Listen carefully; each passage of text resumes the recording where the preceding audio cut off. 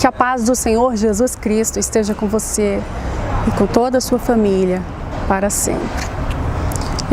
Eu quero ler hoje para você o Salmo de número 149, que para mim é assim, um dos salmos que eu mais gosto.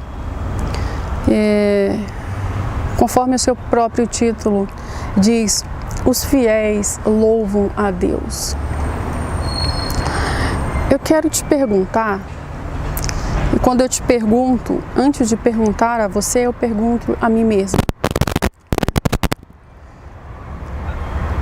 De que maneira você tem louvado ao Senhor? Mediante todos os benefícios dele para com a sua vida. O Senhor será continuamente fiel a mim e a você. Mas será que nós o temos louvado pela sua fidelidade? Eu quero ler o que está escrito aqui. Aleluia! Cantai ao Senhor um novo cântico, e o seu louvor na Assembleia dos Santos. Regozije-se Israel no seu Criador.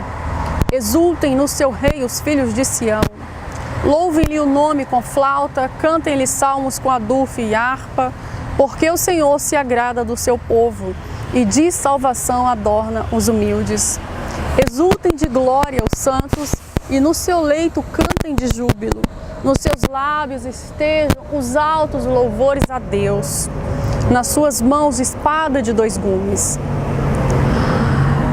para exercer vingança entre as nações e castigo sobre os povos, para manter os seus reis em cadeias e os seus nobres em grilhões de ferro, para executar contra eles a sentença escrita, o que será honra para todos os seus santos. Aleluia!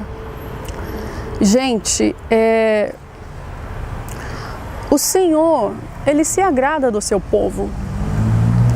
Não é desejo do coração de Deus que o homem seja infeliz, que o homem pereça, que o homem morra sem a salvação. Não é alegria para Deus isso. O Senhor não deseja que as pessoas pereçam, caindo em abismos profundos. Porém, Ele deixou a nós o livre-arbítrio e nós temos a oportunidade de fazer as nossas escolhas.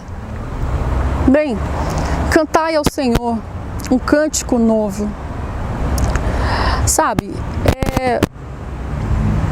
na Assembleia dos Santos, gente, eu não estou falando apenas de hinos, daquelas canções que você oferece a Deus quando você está reunido em um templo, quando você está reunida com os seus irmãos em um templo, em uma igreja. Eu não estou falando apenas disso. Ele diz aqui, regozije-se Israel no seu Criador. Louve-lhe o nome com flauta. Cantem-lhe salmos com adufo e harpa, porque o Senhor se agrada do seu povo. Gente, o Senhor se agrada do seu povo. Isso basta. O Senhor se agrada da nossa adoração. O Senhor se agrada do nosso louvor. O Senhor se agrada da nossa entrega. Sabe, só existe uma coisa que pode separar o homem de Deus, é o pecado. Mas está escrito, quando o meu povo, que se chama pelo meu nome, se humilhar e orar, e se arrepender dos seus maus caminhos, e se converter, sabe, existe uma liberdade, né, de nos achegarmos a Deus. E Ele disse, eu ouvirei dos céus, perdoarei os seus pecados, sararei a sua terra, né? E responderei as orações que forem feitas, ouvirei as orações que forem feitas. O Senhor adorna de salvação os humildes. Isso me mostra que muitas pessoas que andam por aí deprimidas, desprezadas, isoladas, com uma série de conflitos internos ou externos, ou conflitos sociais, ou que sofrem um certo tipo de frustração ou inferioridade por conta de tudo aquilo que a mídia, ou a sociedade, ou o sistema impõe. Eu resumo desta maneira, a igreja é uma sociedade sem classe social, né? Onde tanto o que tem um poder aquisitivo alto, quanto o que não tem, onde pessoas de línguas, várias línguas, tribos, raças, né, e nações se reúnem para louvarem a um único e exclusivo Deus.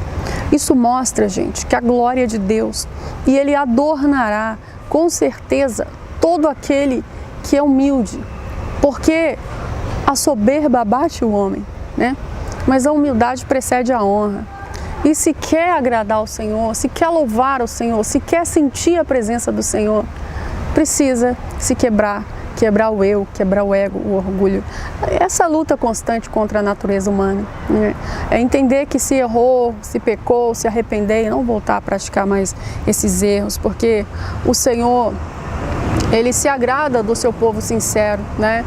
E de salvação adorna os humildes. Não só uma salvação de inclusão social, gente, não é isso que eu estou falando, tá? Mas é uma salvação eterna. Afinal de contas, Jesus não veio em vão, né? Jesus não veio morrer numa cruz e ficar por isso mesmo.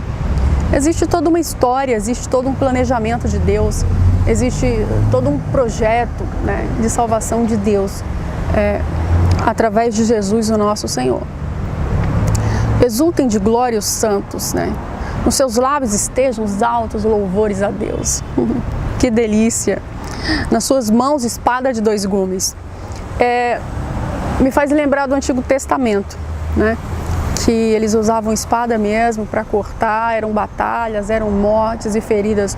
Mas como Jesus veio e trouxe para nós o Novo Testamento, nos trazendo uma diferença muito grande, quebrando milhares de leis e trazendo o amor à nossa realidade, essa espada de 2 gumes significa a palavra de Deus, né? A palavra de Deus é a espada que nós devemos carregar em nossas mãos, porque essa espada tem o poder de ir no mais profundo do coração do homem, na sua alma, no seu espírito, vai trabalhar na mente, no coração, vai mudar as atitudes. Essa espada que deve estar na minha e nas suas mãos, porque às vezes sentimos algumas situações nos envolvendo, nos sentimos de repente envolvidos por algumas pressões e queremos às vezes partir para a nossa força do nosso braço. Mas o que precisamos entender é que a nossa luta não é contra a carne nem contra o sangue, mas contra os principados e potestades das trevas nas regiões celestiais.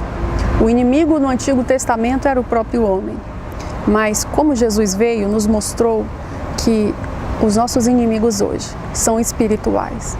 E nós lutamos louvando a Deus, adorando a Deus, intercedendo ao Pai, em nome de Jesus, para que os nossos inimigos caiam pelo poder da palavra e da fé que há em nós.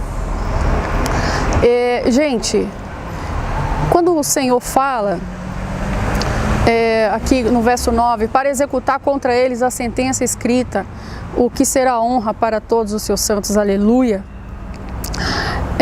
não significa que nós, né, que temos essa realidade dessa sentença futura, nós que segundo a palavra de Deus, né, que acreditamos, segundo o que está escrito em Apocalipse, nós acreditamos no céu, nós acreditamos sabemos que existe o inferno, na verdade, e não é por isso, gente, que nós estamos, não é porque temos a nossa certeza dentro da nossa realidade, dentro da nossa fé cristã, não é por isso, gente, que nós devemos estimular um egoísmo triunfalista por aí.